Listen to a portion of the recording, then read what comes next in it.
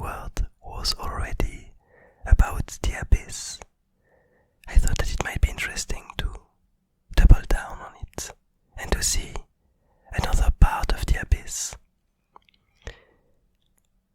And I kind of had this composition in mind of a simple circular item that would be seen as very valuable for some creature, for some being, and having this being trying to reach it. It's kind of an imagery that comes to me quite often when I want to doodle from a specific idea. Somehow this vision of attraction and the will to spread and to gather seems to be something that comes a lot as I imagine the entities and the creatures that live in the Abyss Garden.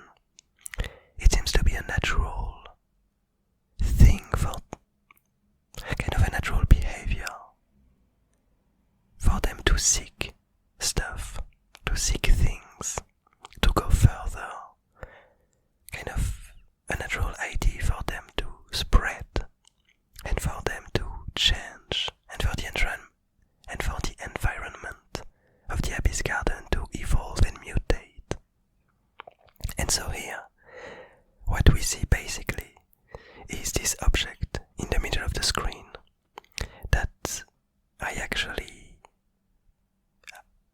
named, meaning that in the card, in the pathway for this daily doodle, this peculiar object has a name, and its name is the Alchemist's disc. And what we see here is that the abyss is clearly attracted to it. It wants to reach it, it wants to touch it, it wants to own it. And what seems to be happening is that as the different branches, as the different flames, as the different limbs of the abyss try to reach for this disc is seemingly absorbing it like a tiny black hole, attracting what surrounds it and swallowing it in its core, absorbing whatever tries to touch it. But that's only part of the doodle. The other part of it is what comes up. And what comes up, as I interpret it, is the disc kind of using what it gathered to create an image, to create a hologram, an illusion, an idea. And the way I see it is that this disc attracts other beings in the Abyss Garden, manages to gather their essence, to gather themselves, and turns them into a symbol, turns them into some kind of core value, some kind of core understanding of what these beings are. And here what we see is that this disc managed to summarize the abyss in one symbol, which is this eye, which kind of represents the will of the abyss to understand, to look, to gather information, to gather anything. This thirst for meaning, this thirst for more, this thirst for understanding and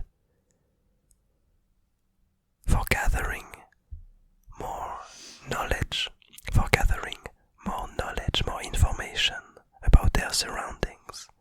And something that's actually quite interesting about it is that this eye is not looking at any random place. It's looking straight at the disc itself, as if the disc, by absorbing the abyss, parts of it, realizes that the abyss wants the disc. And so we see this holographic eye, this symbol of what it just swallowed, looking straight into the disc itself.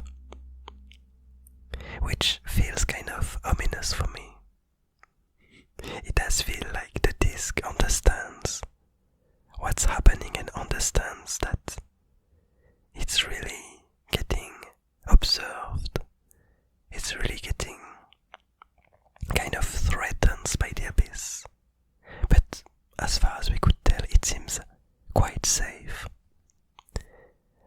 But something else that's quite interesting about the disc itself, is the question of where it comes from. As I alluded with the title of the pathway for this doodle, the Alchemist's disc,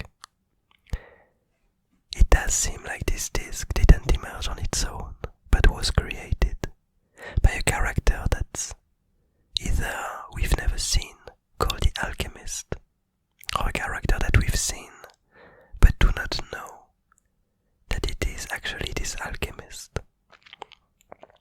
And something that might be also of interest is that there's actually another pathway that exists, which title is The Alchemist's Aperture. And in this pathway, what we see is the bottle containing the tiny flame, and from which emerges a tiny octopus.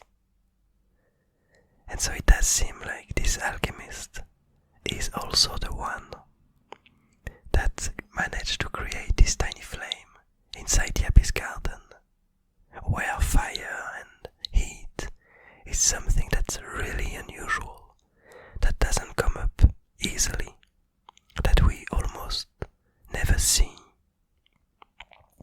And so as doodles after doodles, some hints about this character start to emerge. I'm getting really curious as to where it comes from, who it is, how it manages to create these trinkets, and to make emerge these seemingly very intriguing and unique characters or objects, just like this disc, which seemingly behaves like a black hole with an utter emptiness inside it, which might explain why it behaves like a black hole. We can imagine that this emptiness inside of it is a bit like, how to explain that?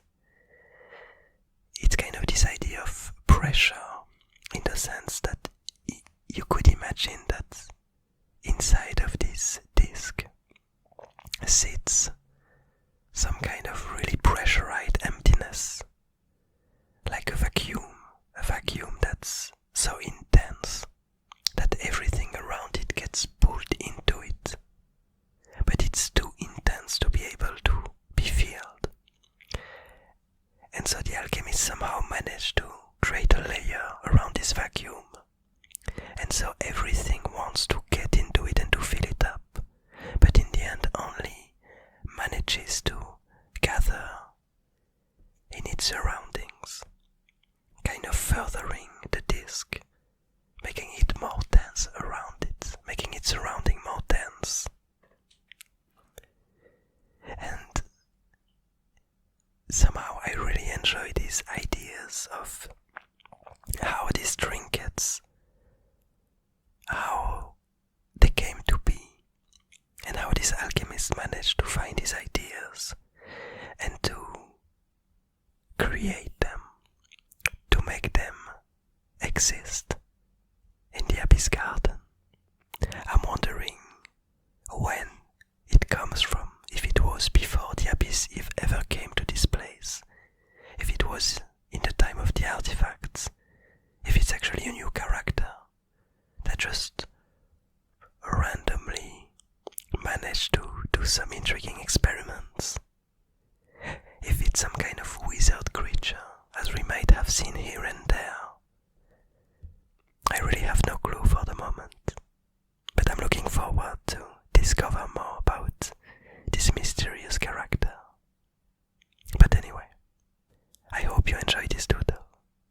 I hope you're having a nice day, a nice evening,